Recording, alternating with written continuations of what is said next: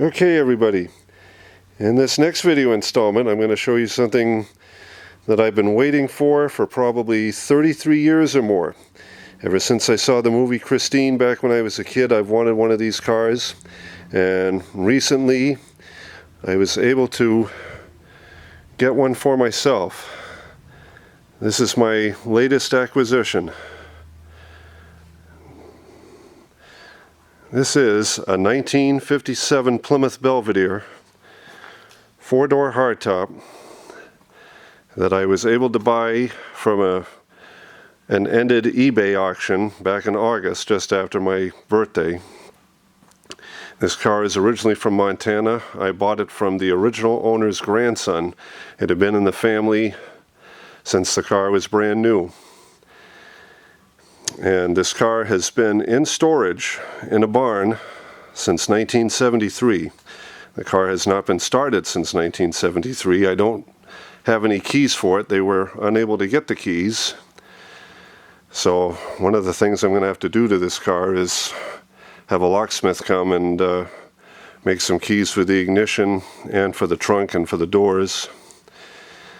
But one very cool thing about this car, other than the fact that it's a 57 Plymouth, is that this car is all original. It still has its original paint. The upholstery on the inside is also original.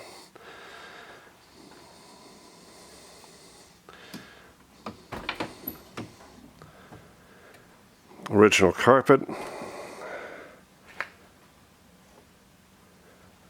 Original door panels.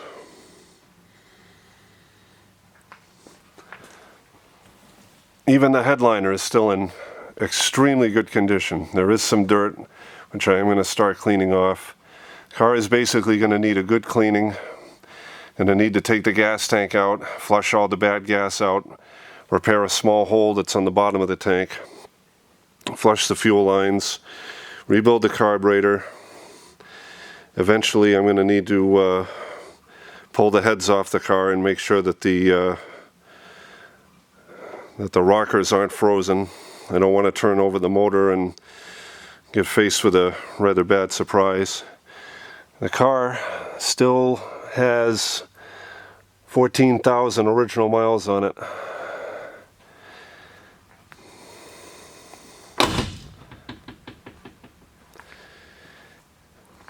So the next thing that I'm going to be doing is getting all the dust off the car, and I'll begin cleaning all the different areas. This car has absolutely zero rust on it. I'm just going to be doing a lot of cleaning to it. It does have a new dual exhaust put on. Well, when I say new, it was put on probably in 1970 or 1971, but it still has all the stickers on the exhaust. It was put on just before the car was parked, and even though the exhaust is 44 years old, it has no rust on it. In fact, the new old stock stickers are still in place. It still has its 73 license plates, Montana license plates.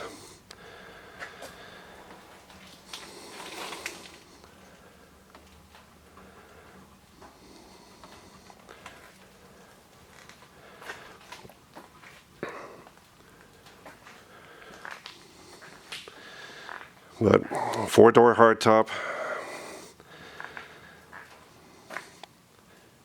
and the car hasn't been started since the early 1970s.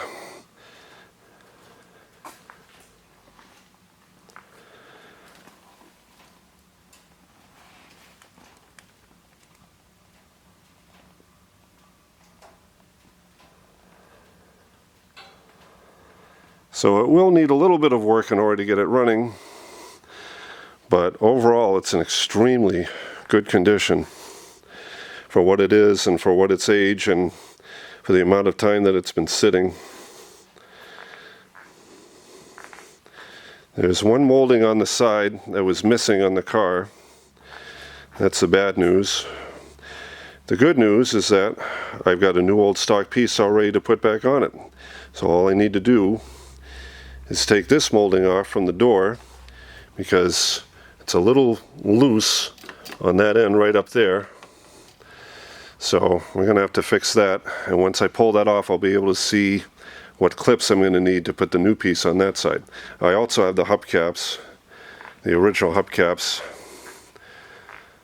Those are right here in this bag along with the air cleaner. I took the air cleaner off just to clean whatever mouse nest there was inside there. There wasn't much, which is fortunate. The mice fortunately didn't get into this car as badly as I would have thought with it sitting out in a barn in Montana for 44 years. So this will be a very interesting journey as far as getting this car on the road. I expect to get it on the road sometime in 2018.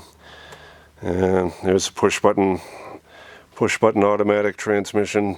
It's got a torque flight, 301 2-barrel V8, manual steering, manual drum brakes, padded dashboard, and also that little chrome piece that's on the hood, that's the windshield wash, which is also an option on these cars.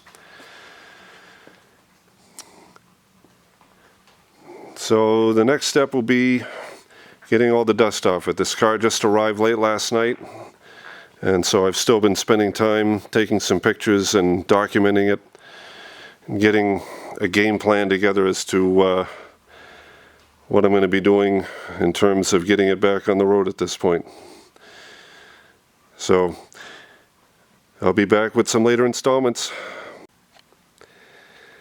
Okay, back again with the 57 Plymouth Survivor car. This is a view of what the engine looks like. I pulled the air cleaner off just to see if there was any evidence of a mouse nest in it. It still has the original Mopar Jiffy Jet washer bag.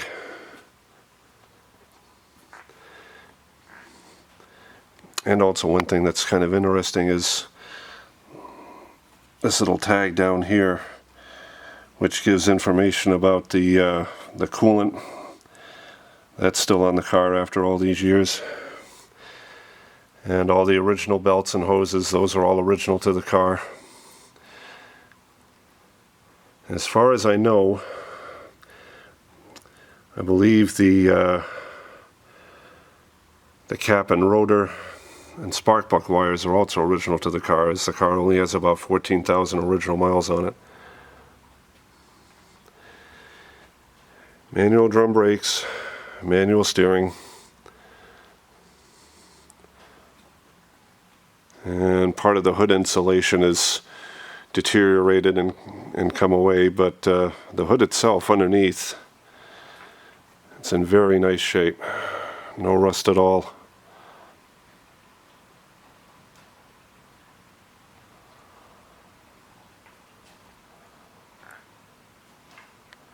Alrighty. Next we'll be getting it up on the lift. Okay, we're back with the Plymouth again. This time we're going to have a look underneath the car. Got the car up on the lift. And one of the first things that I'm probably going to address also is going to be seeing about the patina of this rust on the lower front valance. Also, there's a little bit of a ding on this side, which is going to need to be straightened out or worked.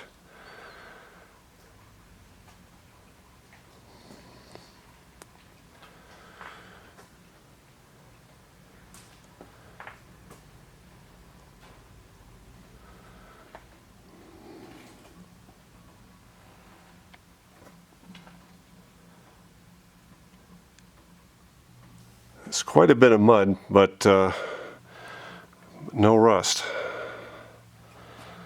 Some light surface rust. There's a dual exhaust, which still has some of the Napa part stickers after all these years. And the original style longer mufflers.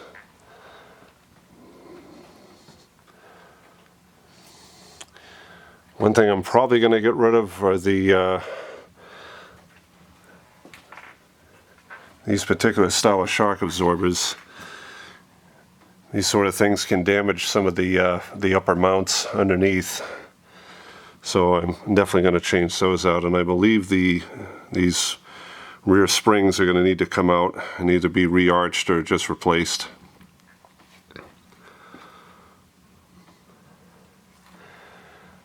And there's the gas tank, and right in the center of that light spot you can see a black spot, and that's where the hole is. We're gonna need to take the gas tank out and carefully flush it and see if we can patch the hole and see if it's too rusty on the inside. If it's too rusty, I'll just end up replacing the tank. There's a part number on this particular tailpipe from Great Falls, Montana, where the car spent its entire life.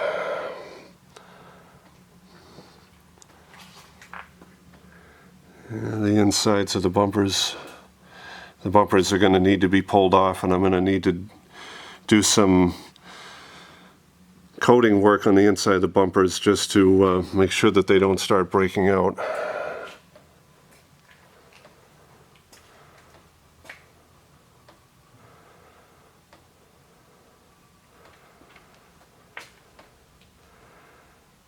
And the back view of the car. But again, all original. So we'll start doing some work and see what other little surprises we can find. In the meantime, stay tuned. Okay, next installment on the 57 Plymouth. We managed to get into the trunk. We had to take out the rear seat in order to get in, and this is some of the stuff that we found. There's a spare tire, I don't know if that's the original one or not, and then a great big bag of potting soil, the original jack, and then this can of International Harvester antifreeze, which is kind of unique. So we'll have to look into that later. And also, down in the bottom of the quarter panel in there, there's a whole bunch of pellet food, like rabbit food. So that's going to have to get vacuumed out of there. So, yeah, just like with everything else, it's going to need a good cleaning. But the original fiber panels are all still intact on the car, and there's no rust that I can find anywhere. So, all in all, it shouldn't be all that difficult. So stay tuned for more.